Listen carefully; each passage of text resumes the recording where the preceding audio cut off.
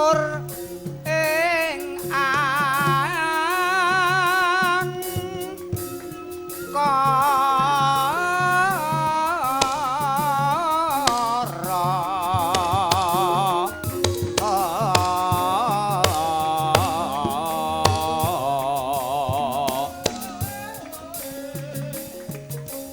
karana karnan mardi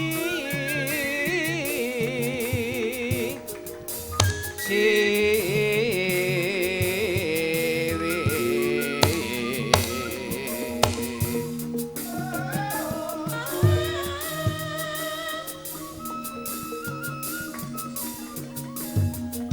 sinawung rasmining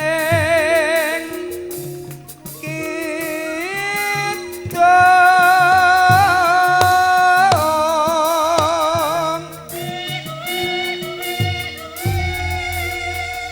sinuba sinu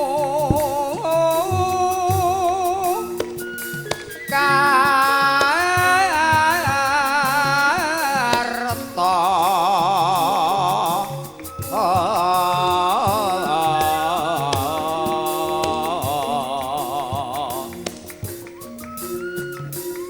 mreh kretarta pakar tining ilmu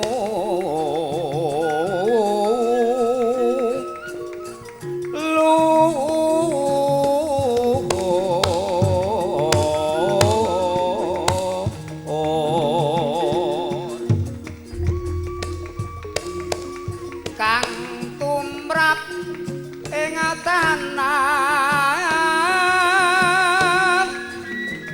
Jawa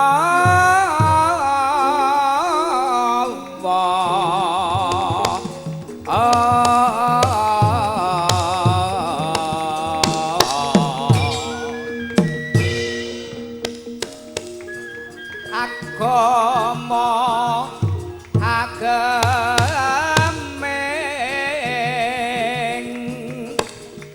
aji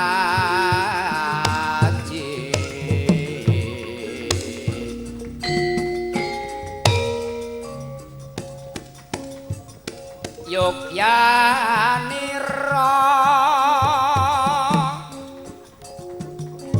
kang para prajurit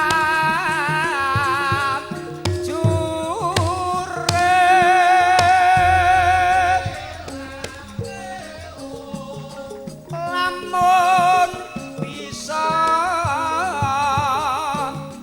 sami anulodo du ing nguni caritane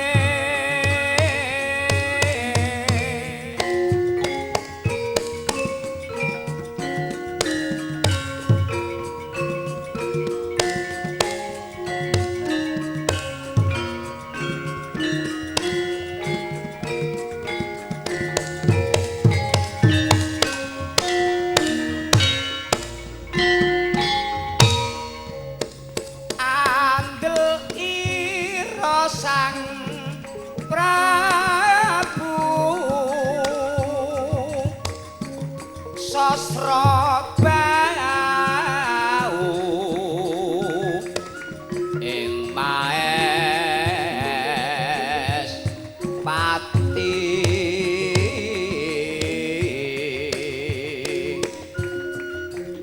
aran patih suwanda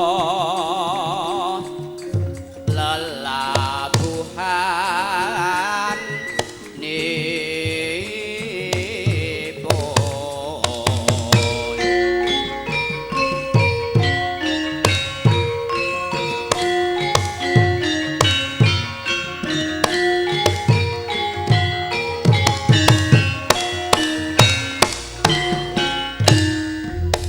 kang kinelung triprakara gunakaya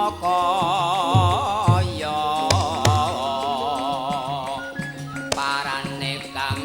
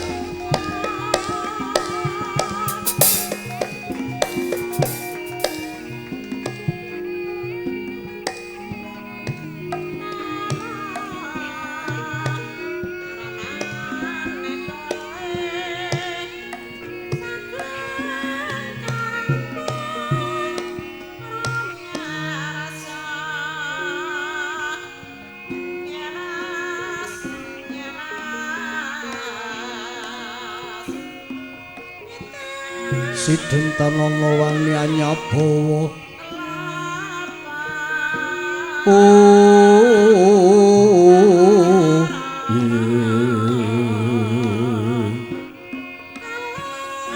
kaprabawan luhuring Nalendra Tama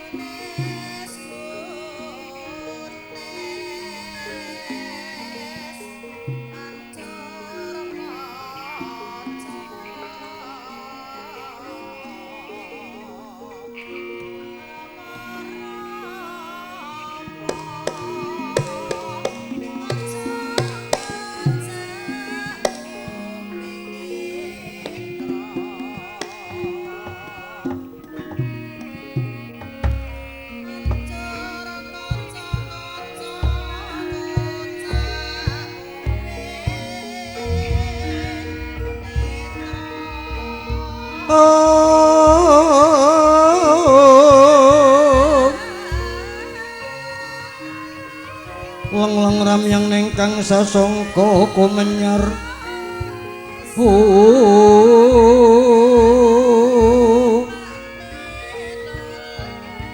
Mangrenggara ming puri mangken tanpa siring ngalep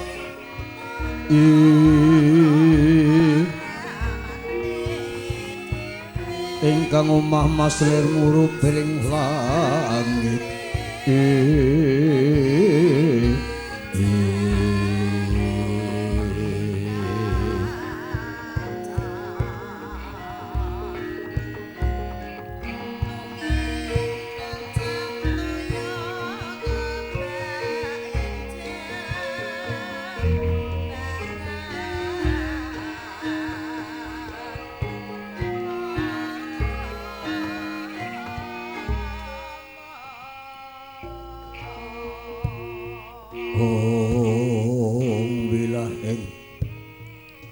Hong wilaheng awit namastu purnomo sidhem mastu silat merinjang jagat karana sirang tandha kawisisaning busana sono sinawung lengen wilapa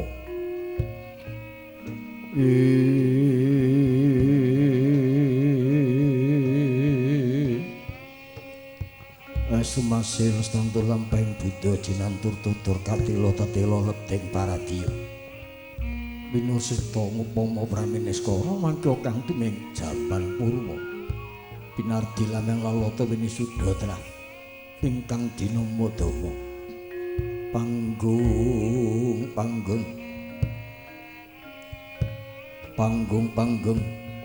Panggunggung Samurweng Kata.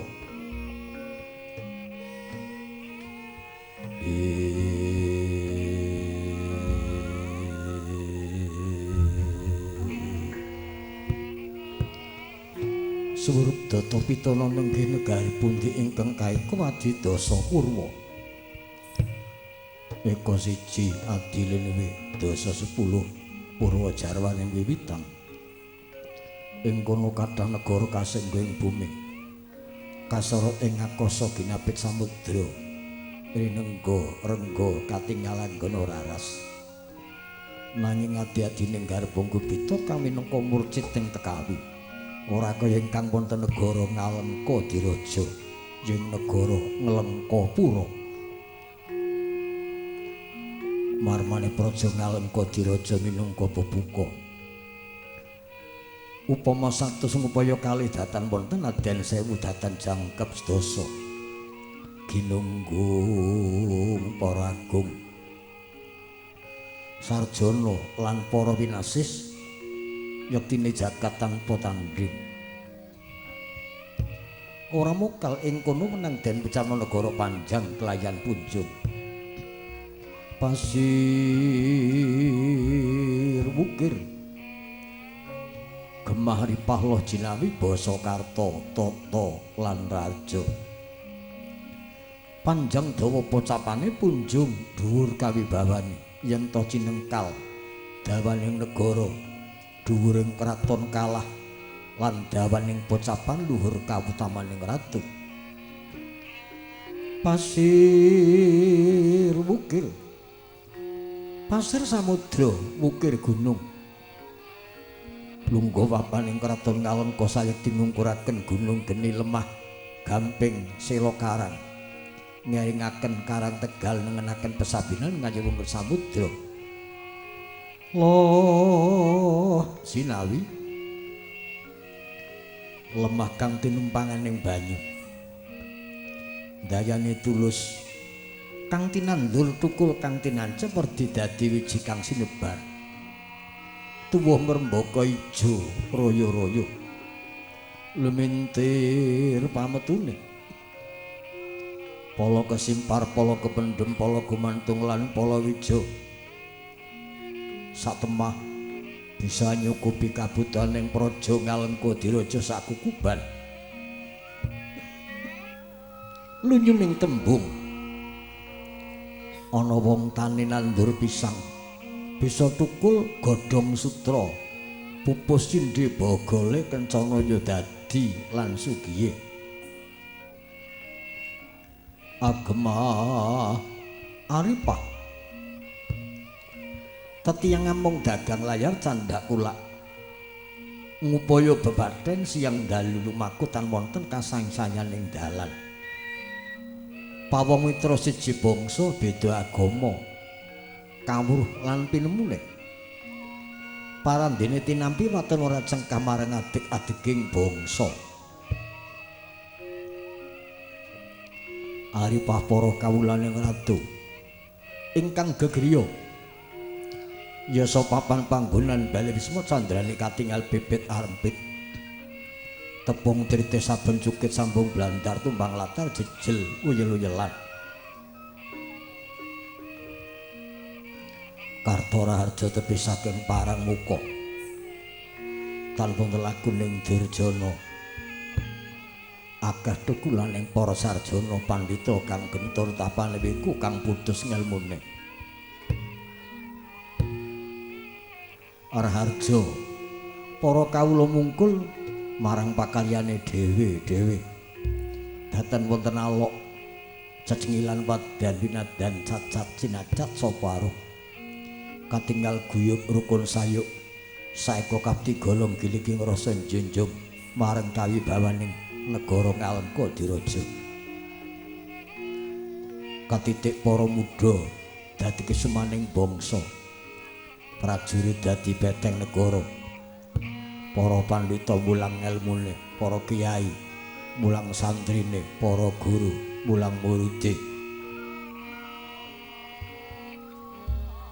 Satemah daya dinayan andayane tata radaning praja Ngalengka. Eling-eling negara Ngalengka punggawane manungsa, punggawa buta, punggawa raseksa, punggawa bajingan. Ayem tentrem adem penggalihe. Dayani ingon-ingon sateiwen. Kebo sapi kapal kuda, bebek menthok peksi dara. Yen sialat gelar wonten madyaning bangunan, yen pancene dalu murih marang papane dhewe-dhewe.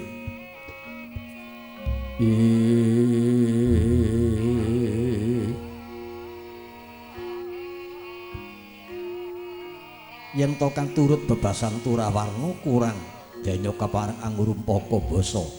Sinten to jejuluke ingkang ngasta pusarane ngadil praja Ngalengka diraja Nalendra Raksasa. Jejuluk Prabu Sumaliraja. Jejuluk Prabu Sumaliraja. Nalendra pepaes buta, andik paningale mencereng kaya singa barong. Mingis-mingis untune siunge sakculaning warak. Nadana ratu nanging kurang tata. Rikmane mandul dan udal-udal ngalembreh nganti temekaning wadidang. Kulite abang nembaga, gumenjleng sudukane. Wulune adiwut-diwut kaya roning lata kang tuwuh ing imbanging arga. Nanging ana petingane Sang Prabu Sumali nadyan wujude raksasa. Sampun sawetawis ora seneng ngombe getih mlethak balung mangan daginging manungsa. Rinten dalu jumadhong marang Gusti. Maca buku tuwa ing kapustakan. Temah ginugah penggalihe. Lamun lakuning srengenge tukul sekawetan ing mengkone bakal bali ana jagat kulon. Padang bakal ganti peteng. Urip ora bakal langgeng nanging cakra manggilingan. Sang Prabu Sumaliraja miyos tinanggel wonten Pendha Agung Rasuk luhur keprabaning ratu kang sarwa sesukya kencana inten manik widuri sumara pating glebyar pating plancur candrane kaya lintang aliyan. Malelo lenggah kursi gading dampar dentol nemekan babut permadani sinebaran sari-sari lisa cepat kasturi gondawida ambrih ngambar wangi temah rumeseping Durgandana ingkang wis marak kepara ngayun ingkang putra satring kadipaten arani Raden Sukesa ya Raden Prahasta. Raden Sukesa ya Raden Prahasta. Putra nata ingkang binadang kadang ing tembene bisa lenggah keprabon wonten negari Ngalengka diraja.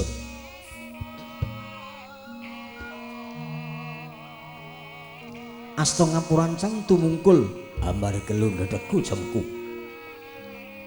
Raden Prahasta mengkelaken agul-agul ya ugal-ugalaning bala buta ing Ngalengka diraja. Satring argloban arane Raden Jambu Mangli.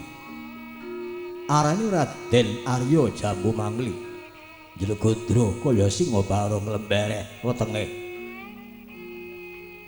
Sekti digdaya mambara pilih tanding lamun makuting pamuk rananggon akeh kurban pepati.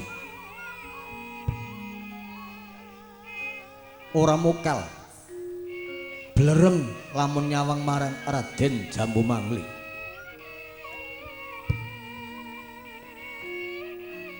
Sawane Raden Jambu Mangli wonten penangkilan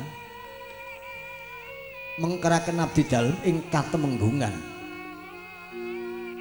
Arane tumenggung Mangku Praja. Tumenggung Mangku Praja. Tetinding para pamong-pamong pangembating negari. Sinambung para kadang sentana praja. Mantri Bupati Pedana Penewu Glondong Lurah Bekel Manten sak prabote andir blabar mangambak-ambak ngebaki alun-alun mangetan temekan kandang macan mangulon temekan wentilan mangalor temekan panguraan mangidil temekan terletak rambat taruh gede song-song gilap megar pindo jamur barat pinonto ponto papan lane sak juru-juru busanane kang samenangkil ingkang abang jajar abang kang busana kuning jajar kuning kang ireng jinajah langking kang busana putih jinajah seto wor caruk sak juru-juru lir bendah panjreng puspita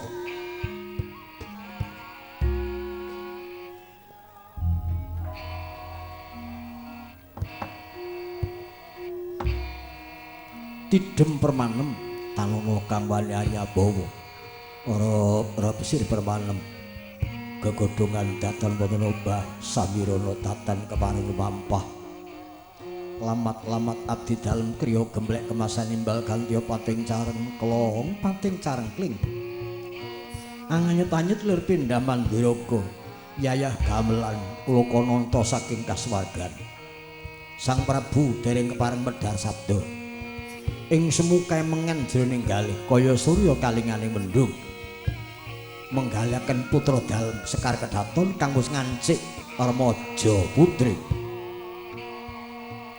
nanging ingga dadi mangsa samangke durung ana kakung kang patut pantes pinercaya dadi putra mantu dalem Ngalengka swasana ning pindha gunung ning pindha banyu majeng sak cengkang sebane para sentana ngurmati lenggah benjenganing ratu pusaka dalem jemgur ambal-ambalan kekuwunge nganti hanelae kanca jajari kanca maju kanca sak mung clara jegur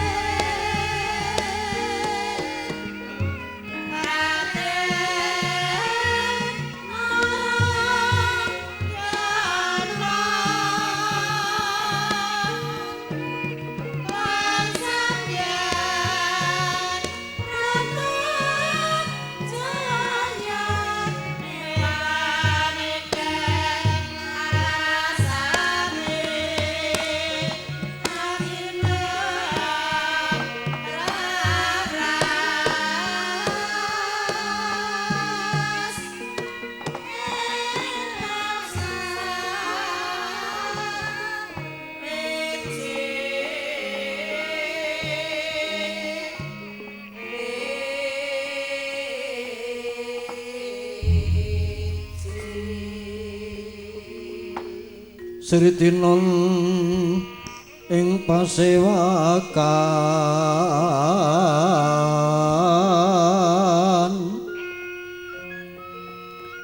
busana maneka warna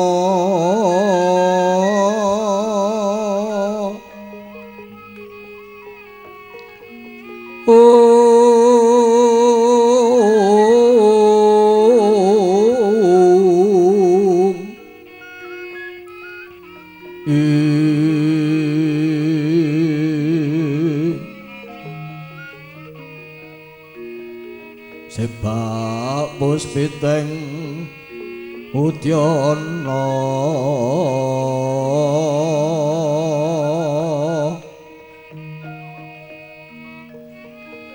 nyang panjraing sarwa rukma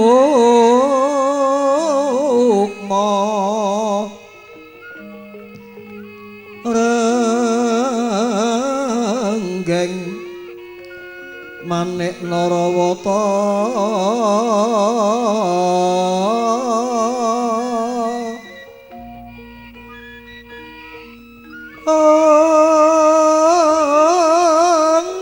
ana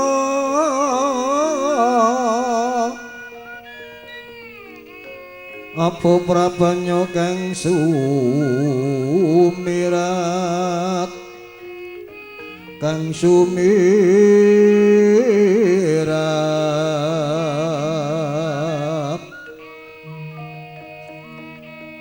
kenyaring tejo lali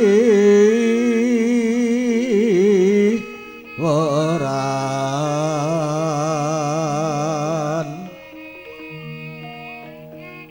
mlirki lat sisiring tadi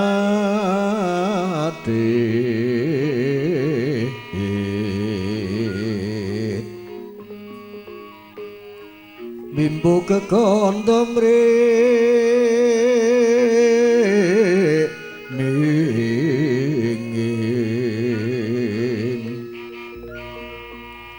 katiuping maruta mandra saparan mangambar kumas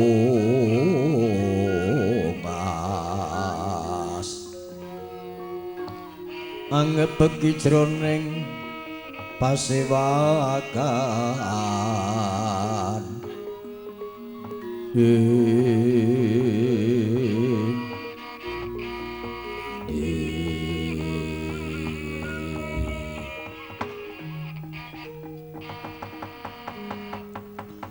terus angkah-angkah bumi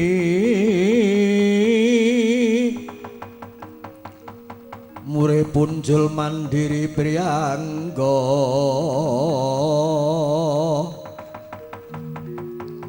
mereka tekan sak setyane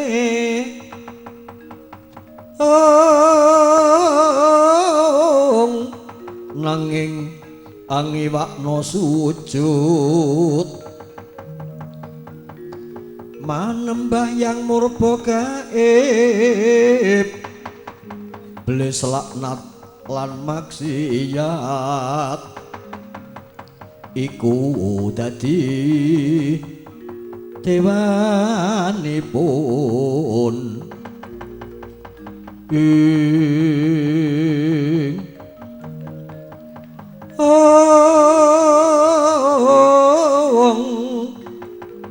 tan eling lamun ing donya ka purba ming kawasa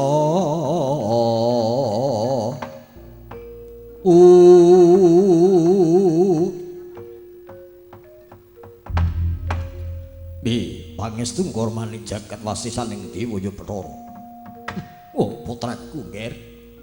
Wong bagus wong sikit wong jentha. Sukesa Prasta.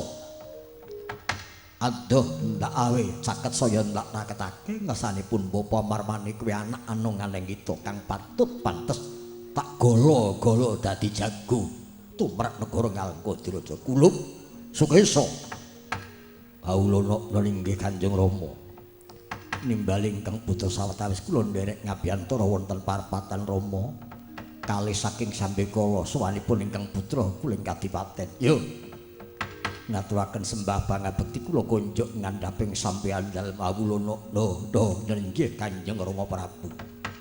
Ya nggih. Bangit pamengku panarimanipun Bapa tansah bekti karo aku nggih. Sukesa kula nggih. Pangestunipun Bapa banyu mili tampanana kulup Gurawalan anggen kula mundhi kalanting kalingga murda kacencang bocah ing rikma. Kinalungaken wonten jangga tuwuh bawa leksana dados jejimat pengayoman saklaminipun kula tumitah wonten Madyapada duh Rama Prabu Ngalengka sesembahan kula. Ya. Syukur. Krungu tembungmu wis mbombong penggalipun Bapa genep tata kramane. Tansah nglurake marang wong tuwa. Ya ngono kuwi sing tak arep kulup prasta kula nggih Kanjeng Rama. Lan kowe ngger bocah gagah wong bergas jambu mangli kami nangka agul-agul ugal-ugalan ing praja raja pratamu ngger jambu mangli ladalah ujleng-ujleng percaka blis lanang laku ning jejegetan kula nok dalinggi kalih saking ngrubeda anggen kula sowan marak ngarsa paduka tiyang agung tansah pinayungan ing katentreman tulus lair lan batos kula kepareng kula ngaturaken pangabekti kula konjuk ngandhaping sampeyan dalem kula nggih. Yo pangestuku tampanana Gurawalan ngen kula mundhi kacandhi kalingga murda dados jejimat pangayoman. Yo ndak percaya keng kami nangka jago kami nangka cagak kami nangka saka guru negara Ngalengka Diraja janji sejumejer jamu mangli tak kira ora gampal dindih marang pawongan Mancapraja lor kidul wetan kulon sapa wani karo kowe dasare buta sekti digdaya mandraguna pilih tanding nger kula nggih sampun kawatos saklaminipun jamu mangli minangka adik-adik wonten kali Ngalengka kula kinten boten gampil dipun cecamah dhateng sak samining titah ampun malih para raja tetangga negari yen perlu badhe ngluruk wonten kayangan Jonggring Sloka jambu mangli boten badhe kawratan pepunden kula yo prayogakna kula nggih tumunggung mangku praja prayoga nunggon mengadep halo bapu halo osi Gusti kula nuwun Ngalengka sawanipun abdi kula pemenggung boten kirang setunggal menapa ya pangabekti kula kunjuk ngandhaping sampeyan dalem kula nggih yo ndak tampa prayogana kula inggih nggih bali marang kula prasta kula wonten dawuh Rama ing parpatan wektipun Bapa ora bakal menggalake bondo lan donya brana bicis undhak ing derajat miwah pangkat inggih nanging sing tak penggalake ya mung perkaraning sayembara Mbak Yumu Dewi Sukeksi dene nganti wektu iki dianake sayembara perang jambu mangli ingkang saguh dadi tanggul dadi cuwaking praja ingkang angka lorone pun Bapa kepingerti werdining bengat sastra Jendra Yuningrat Pangruwating Diyu ya Pangruwating Yaksa Sukesa coba matur piye kabar lan wartane nggone pasang wara-wara pasang kabar ngetan ngalur ngidul apa dening ulon apa wis ana sing lebone Giripati Mbaya lan raja ngendi satira ngendi kepiye kabare nggih Sukesa matur sing prayoga inggih Rama keparing matur kinanging tata krami nyadong tetuka iya estunipun saksaminipun pasang biwara sinten ing saged mboyong dhateng Kakang Mbok Dewi Sugesti setunggal kedah saged ngimbangi kabdigdayanipun Jambu Mangli ageng saged mejahi lan nyempal bebaunipun iya lan kudanganipun Kanjeng Rama Sastra Jendra Yoningrat Pangerwating Diyu iya Rama sampun kathah para satriya kathah para raja ingkang lebeti Giri Patembaya wis akeh sing leboni Giri Patembaya kula nok nggih Rama nanging sareng mengsah kalian Jambu Mangli ampun malika saged mimpang wangsulipun yen boten pedhot ototipun putung bebaunipun malah kepara wonten ing pejah glimpang dados bathang tanpa wilangan Rama tanpa wilangan raja ing pejah wonten paprangan bebasan janji perang temtu banjir getih yen perang temtu banjir ludira bobotipun boten tanding upaminipun jago tareng wonten geberan dereng wonten geberan sampun rame kangge asorpatan temtu senopati saking Alengka ingkang mimpang tundhonipun saestu dasaripun menang bau balung menang tanding menang gebuk menang jalu menang dinten menang angkatanipun duh Rama sesembahan kula ngantos kekes lan miris Raja Sewing sampun ngajengaken penglamar sareng ngertos tunggal 3 sekawan pejah wonten paprangan nandhang tatu nandhang sempal babonipun sami melajar Rama ajrih kalian Jambu Mangli setunggal mboten wonten ing wani Kanjeng Rama sesembahan kula anjrah ingkang puspita harum kasiring samirana mri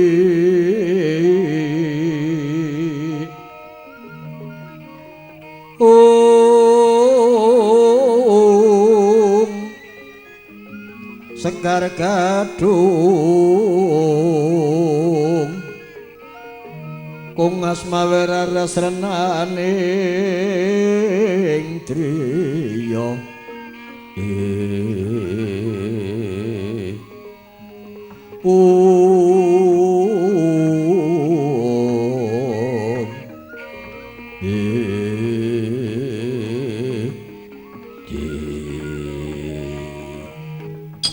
mengkono ngger prasta mekaten Kanjeng kepiye iki yen mengkene iki lha apa kelakon Mbak Yu Musukasi dadi perawan kawak dadi perawan kasep ora ana kang bakal ngimbangi kridane sang senopati Jambu Mangli kula wonten dawuh ingkang duweni pepenginan madeg dadi senopati gelar perang kuwi kowe kula non karepmu kepiye karepmu ki nganti akeh korban pepati para raja sing padha nglamar nandhang tatu adus getih nadan kowe menang dadi wong ugal-ugalan dadi agul-agul ning aku ora seneng kondange ngalengka dadi lemah sangar dadi nggon padhang Jambu Mangli karepmu kepiye Jambu Mangli sampun ngantos kalian untuk penampi sinuwun ngen kula ngawontenaken aprang Digolopati madeg senopati iya ing pangangkah yen dados putra mantu panjenengan benjingipun kedah dados saged saka guru ingkang luhur saka guru ingkang bakoh ingkang sentosa alit saged ngawonaken ageng saged mejahi dhateng Jambu Mangli upami kula teter mengsah kalian kula kok kawon bedah menapa panjenengan gadah putra mantu eman-eman keng putra Dewi Sugesti Sekar Kedaton yen namung dipun jejamah dhateng tiyang limbar pramila pangajeng-ajeng kula sinuwun kedah wonten ing ngungkuli kasekten kula wonten ing ngungkuli kadigdayan kula yen boten wonten tetep Jambu Mangli boten badhe lega kula boten badhe lega sik sabar kula non kowe mung numpangi rembug temene nggonku nganake sayembara sapa sing bisa mejang Sastra Jendra Yuningrat Sastra Jendra Pangerwating Diyu kula non nek dadi kowe malah melu-melu ora ngentrengake lelakon malah ngebot-boti perkara iki ora dadi banyu bening malah dadine banyu butek lah nek ming sebulan 2 bulan setengah tahun 2 tahun 3 tahun Sukesi ora ana sing bisa minangkani ngasorake juritmu lha apa kelakon Sukesi anakku wedok dadi parawan kasep monggo sing jeneng wong wedok kuwi kaya kembang upamane ming kaya kembang yen nganti kesampar kesandung ora kanggo gawe digawa ning pawuan ning nek becik kanggo cundhuk gandane wangi ngambar kongas sapa padha ngaku sapa padha nganggep nanging boten petangipun jambu mangli kedah yen boten saged ngasuhaken juritipun jambu mangli boten gampil badhe mboyong Dewi Sukeksi tetep kula ingkang palang dodo kalono kalayatan takut maringkut ringkut siung nyokatan maring ngeringi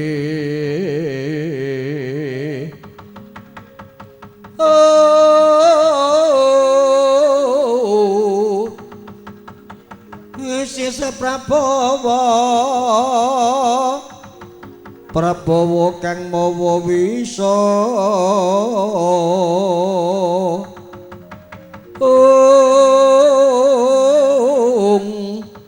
mawa teluh tanu praja lena tekan ning pati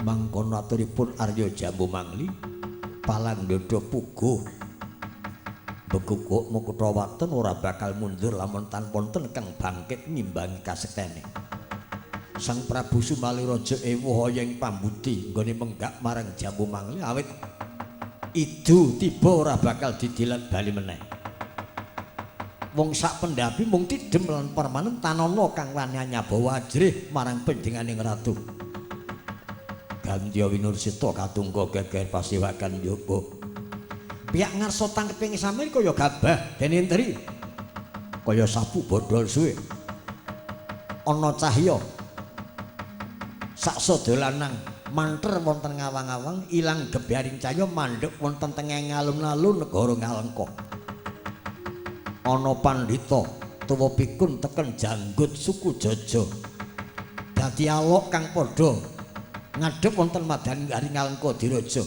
dinanggep yen menika dewa ngijawantah sigra saos cecolok gandhek praton lho bakal ngadhep marang panjenenganing ratu Anulya rinilan mangkono sang tapa bawane sampun dipun kepangaken minggah tinggil pihak-pihak ngarsa ketamping samir candrane kaya dewa darat sinuwun kula ingkang sowan sinuwun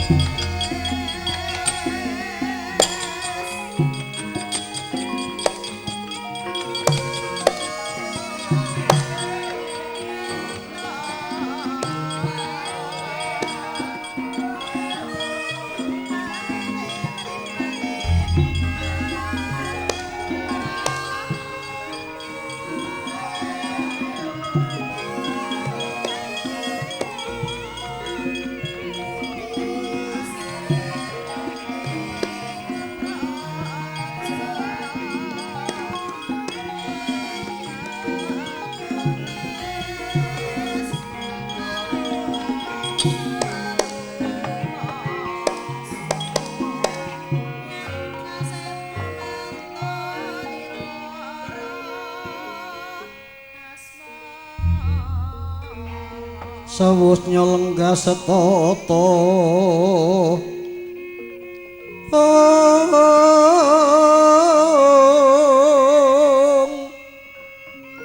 dan keparengang ranu padha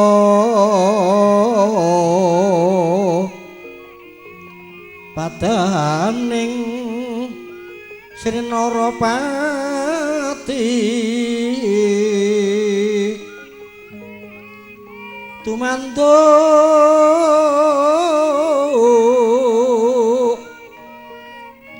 tumanduk Sang Hyang mangarsa tanana kuciwa raras tanana kuciwa raras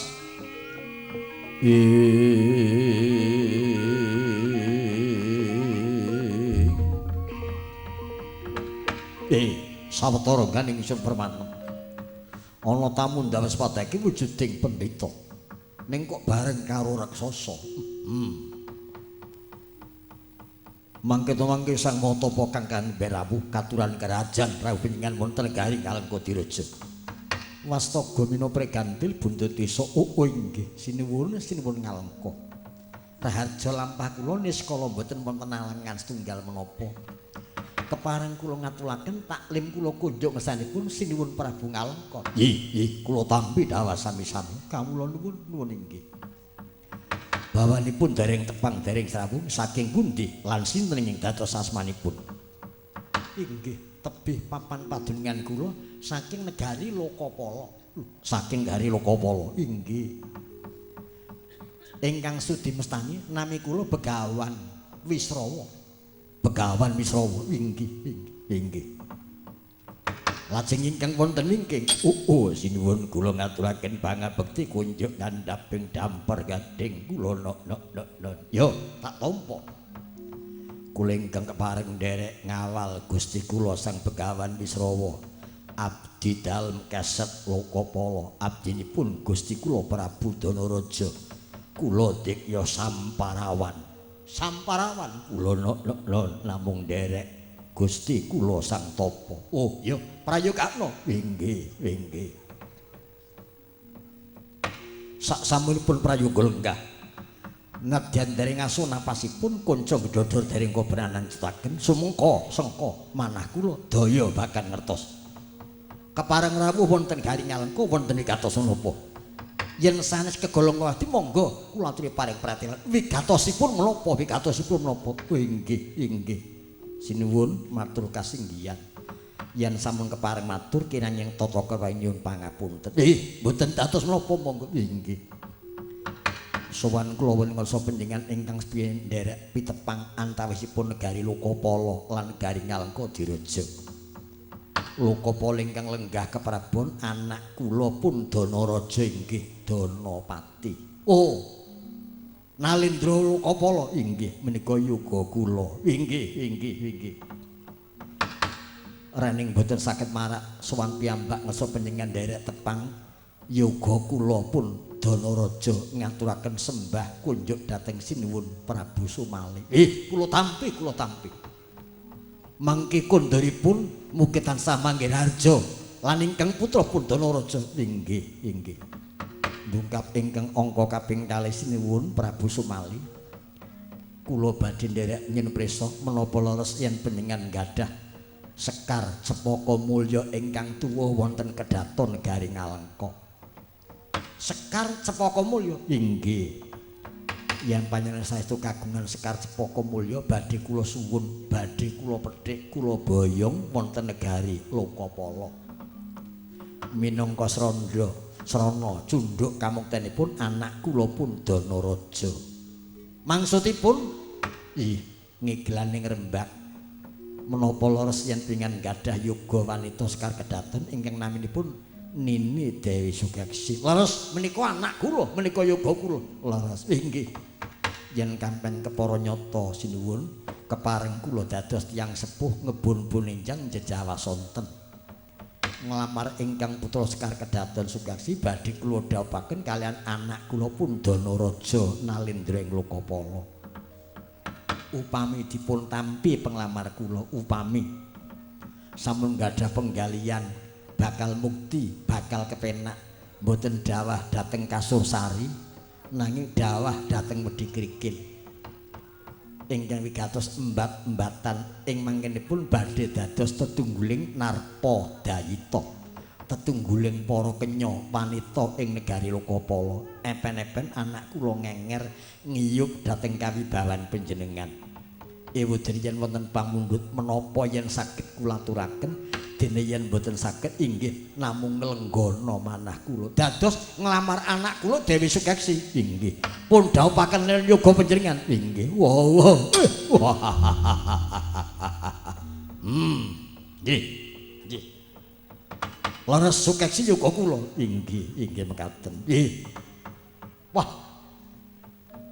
sepinten bingeng manah kula Sang Tapa yen kula saged besan kalian panjenengan awit dasaripun kula nggene dados ratu kepingin dipun bengat sastra jendra Yuningrat Pangkerwating Diyu sampun dangu kula ningali buku sepuh nanging mboten wonten ingkang ngertos sedaya tiyang sepuh sedaya pendhita kang manggen wonten Garing Alengka wah calonipun badhe kasembadan mekaten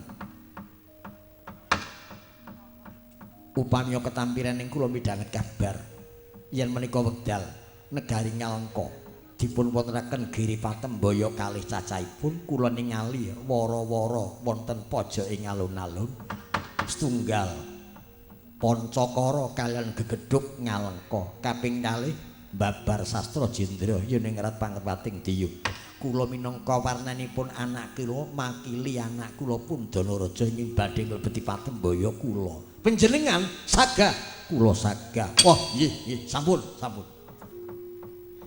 yen mekaten gandeng sampun kathah kurban pepati yen ngantos Kang Putra Danaraja alit nandhang tatu ageng pejah utawi panjenengan cacat wujudipun kula ingkang eman-eman kula ingkang boten badhe ngideni lajeng keparingipun prayoginipun aprang badhe kula wurungaken kemawon senopati perang badhe kula wurungaken boten perlu dadak kerengan kula kaliyan panjenengan ingkang penting besan saking Lokapala lan saking Alengka dados badhe dipun wurungaken perangipun dipun sandheaken sampun mekaten panjenengan menika ratu sabda pendhira ratu menapa mboten badhe gegempal mboten dados menapa menika sing karep dudu kula ning pengawak senopati kula ora seneng padha kleru awit rukun gawe sentosa cerah gawe bubar sampun mboten mawi dipun wontenaken peperangan cekap lamaran panjenengan kalian kula kemawon dodo multap ler kinetap jejobang maweng-wengis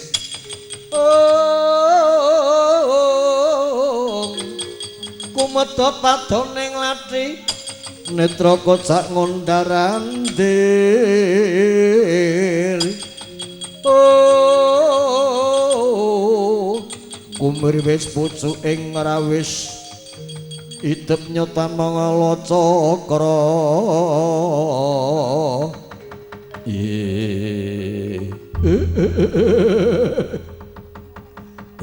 bojleng percaga belis lanang lagu ning jogedan Paman Prabu nyen pangapunten kula majeng sawanipun. Lho, arep apa Jambu Mangli? Iya sawetawis. Ingkang jabel panjenengan nanging Jambu Mangli pengawak ing sayembara kula dereng murungaken paperangan menika wekdal. Mengko malah kleru. Mboten. Sang Begawan Wisrawa ditepungake aku awak ing sayembara Jambu Mangli. Dadi panjenengan Jambu Mangli sing dadi pengawak ing perang. Yo dasar nyoto.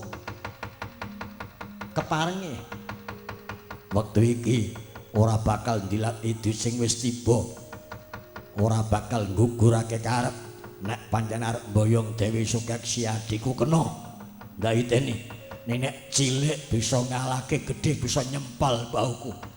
Nek ora iso nyempal bauku ora gampang boyong putri Dewi Sukeksi. Lah tawa. Luwe-luwe kowe pelita klelar-klelar kaya tuma kathok midak kapuk ora pendek. Sedeng raja buta padha mati. Ratu gagah baline dadi padhang. Weh, wis gatel tanganku, wis gatel siungku. Nek pancen arep ngleboni sayembara iki mungsung aku tandinge. Nek ngono ora sida diwurunge ora, tetep tanding karo iya. Aku ngleboni Giri Patembaya mapane metu nyapa ana alun-alun.